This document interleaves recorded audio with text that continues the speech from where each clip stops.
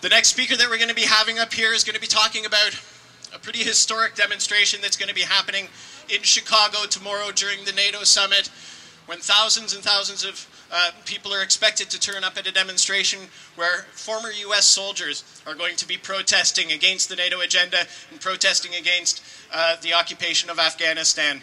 So without any further ado, I'm going to hand it over to Chris Vassie, who's a US war resister who is stationed here in Canada. Chris. Hi, everybody.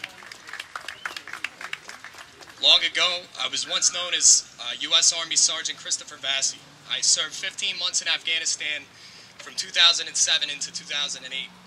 During my missing year, I was part of extreme missions, 30 to 40 days on end, seek and destroy, uncovering the enemy by building a temporary presence in local villages.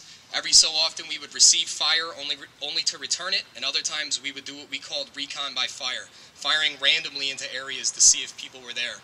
I'm ashamed to say we would call it come out wherever you are. Our presence in most areas was for 30 days or so before there was a new mission to take part in. We stayed in an area long enough to stir it up and cause tension, and then we eventually left. We had the ability to always cry foul or claim we were scared for our lives, even when men would shoot at cars out of fear, when rounds would land in the wrong houses or in the wrong areas and kill innocent people. I found a situation where both the occupier and the occupied cannot justify the foreign presence and NATO presence there. With each battle, attack, or screw-up, we saw more reasons for the U.S. and NATO to get mad about being forced into an action, and our anger showed itself in its worst forms during our retaliation periods. What I found was a war that was guaranteed to do only one thing: escalate.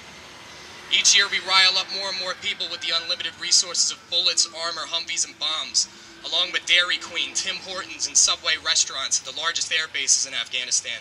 This war was clearly all about money and sustainment. There's too much money to be made. That's why it hasn't ended yet. I cannot tell you all how many bags of rice, beans, clothing, cases of water, etc. were not handed out to the local people unless we screwed up. So why NATO? Why turn in our medals? Because Americans, Canadians, British, French, German, Polish, and all other NATO countries involved, the civilians in these countries are sick of it. They want it to end.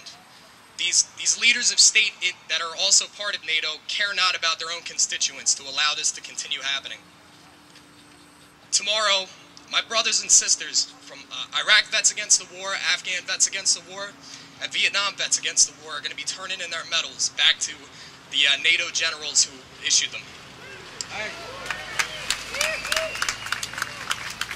For 11 years now, we've spent well over $300 million per day on these wars, while the situation deteriorates and our people at home suffer. We have people starving in our own countries while we waste our funds foolishly continuing these occupations. An Iraq vet named Stephen Aitchison, who will be there tomorrow handing in his medals, had this to say: "I feel like this is really just a good way for me, not just to clear my conscience, but to make a step in the direction of healing and reconciling with the Afghan and Iraqi people, and to let them know that we're standing by their side and not with NATO. We don't agree with these policies."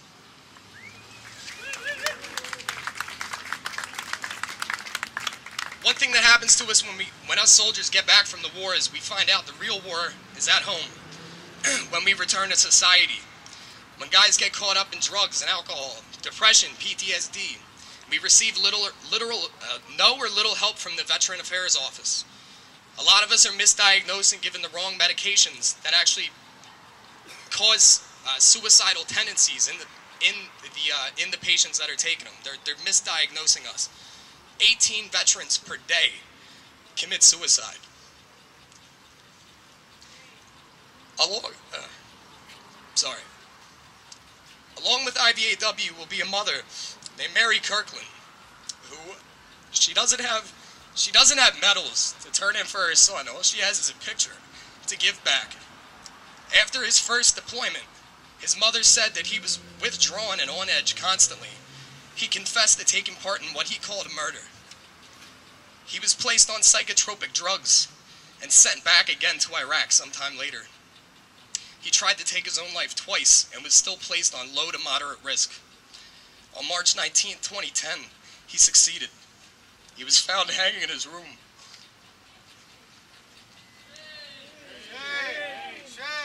More soldiers die under their own hand than they are in combat. 1 in every 4 homeless men in the States is a veteran. Hundreds of thousands of innocent Iraqis and Afghans have lost their lives without so much as a peep of remorse from NATO. And this is why we protest. Standing with IVAW will be VVAW, who also did a similar action in 1971. Barry Romo, a lieutenant who was at that event in 1971, had this to say: "Wives left husbands. Parents said, those medals were something you should give to your grandkids. But the level of death was too much for us to deal with.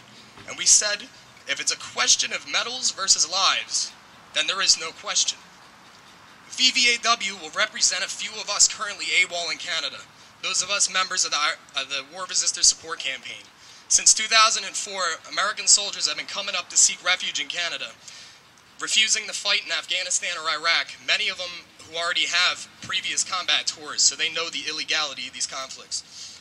And VVAW will be representing a few of us that are up here. The list I've compiled are as follows: PFC Kimberly Rivera, Operation Iraqi Freedom, Overseas Service Ribbon, Army Service Ribbon, Global War on Terror Service Ribbon, Global War on Terror Expeditionary Ribbon, Iraqi Campaign, National Defense. Sergeant Corey Glass, Operation Iraqi Freedom, Overseas Service, Army Service, Global War on Terror Service, Global War on Terror Expeditionary, Iraq Campaign, National Defense. Corporal Jeremy Brockway, U.S. Marine Corps, Operation Iraqi Freedom, Overseas Service, Global War on Terror Service, Global War on Terror Expeditionary, Iraq Campaign, Combat Action Ribbon, Good Conduct. Specialist Promotable, Jules Tindungen, NATO Ribbon, Presidential Unit Citation, Overseas Service, Army Service, Global War on Terror Service, Global War on Terror Expedition, Afghan Campaign, Southwest Asia Service, National Defense, Good Conduct. And myself, Sergeant Vassie, Army Presidential Unit Citation, NATO Ribbon, Overseas Service, Army Service, Global War on Terror Expedition and Service, Afghan Campaign, Southwest Asia Service, National Defense, Army Achievement Medal, Army Commendation Medal, and Army Good Conduct Medal. They could have it all back. End the occupation! Troops out now!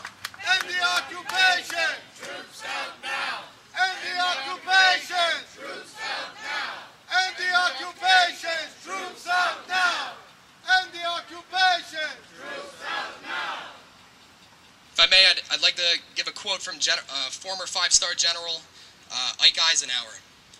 "Every gun that is made, every warship launched, every rocket fired signifies in the final sense a theft from those who hunger and are not fed, from those who are cold and not clothed." My brothers and sisters that are turning in our medals tomorrow, we're doing it as an act of healing for ourselves, but for all the innocent people we've killed, for all the enemies we've killed, for all the soldiers on our side that have died. We need to put a stop to it. I'd like to give the names of a few men I can never forget. Sergeant First Class Rocky Herrera, Sergeant Corey Clark, Sergeant Bryce Howard, PFC Jordan Good, Sergeant Zachary Talir, and Sergeant Tyler Juden, all of whom were killed in action in Afghanistan, and I'll never forget them. So this is for you guys. End these wars!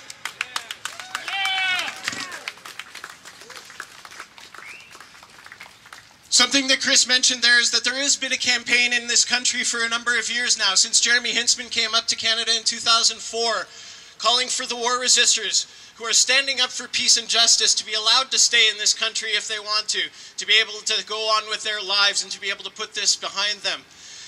We are in a situation, however, where the Harper government, as we know, is trying to ship them back to be punished, to be punished because they didn't want to kill people, which is an absolutely absurd statement, but this is something that the Harper government is trying to do. There are members from the War Resisters Support Campaign who are here today, and they have petitions, and they've been wandering around in the crowd. Lee, hold up your petition so everyone can see it, so people can come over and sign the petition and make sure that we can do everything in our power to allow them to stay in this country. The people we don't want in this country are the Tories.